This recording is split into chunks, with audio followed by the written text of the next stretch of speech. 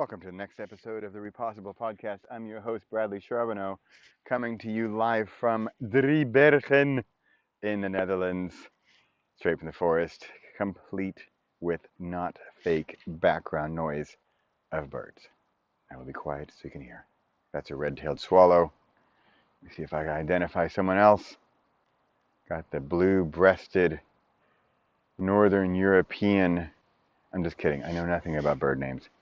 I am here today because I want to talk about how a podcast episode is different from a blog post or an email exchange with another human. I was on a podcast this morning and we really hit it off. We were talking before we hit record. We were talking after we hit record for quite a while.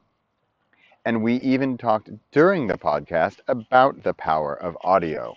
It's also talking about my upcoming book, Audio for Authors. But we talked about how the voice of a person can connect with another person. And one thing she said that I quite liked was each voice is a fingerprint, a unique fingerprint that you can identify with or not identify with.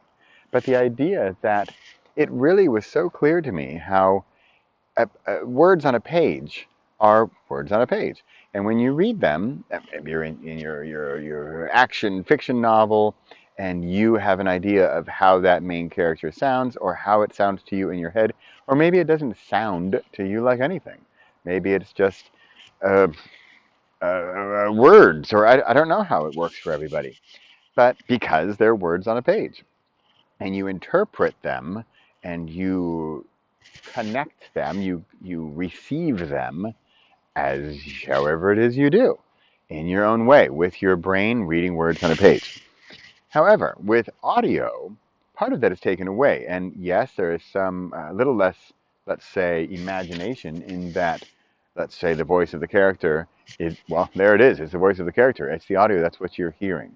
So there's no longer open to your interpretation of the words you would read on a page. However, what it does have is that connection, is that fingerprint of the decibels and wavelengths and resonance of the audio, of the vibrations in the air that go into your ears and then into your brain, and you decipher it and decode it as you choose to do. And in this way, you're connecting with that person in a different way than you would with just words on a page. This is coming from a writer, mind you, who writes lots of words on pages and tries and hopes to connect with readers. Oops, I said listeners. But in writing this book, Audio for Authors, it has opened my mind even more than I thought it was already open to the idea of audio and why it's so powerful. So in a nutshell, this podcast episode of me and myself and my birds and my dog playing in the water over there is about connection and how I'd like to have more interviews. There's no reason I'm not doing interviews.